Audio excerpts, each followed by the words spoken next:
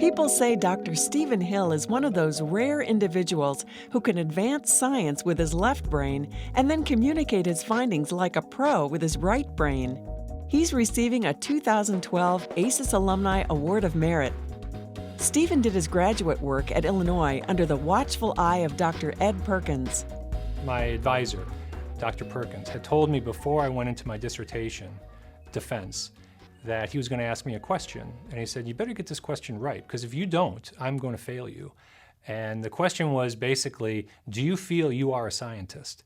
And he really wanted me to think about that and not just come back and say, well, of course I'm a scientist. You know, I do science, I generate science. He really wanted me to think about that and come back with an answer that represented, someone who had been through 5-6 years of graduate school, conducting research, original research that was being published. How do you now consider yourself, or why do you consider yourself a scientist? And maybe more broadly, what is a scientist? After receiving his Ph.D. in 1992, Steve began a career with Kraft Foods. Over the years, his responsibilities with the company have grown.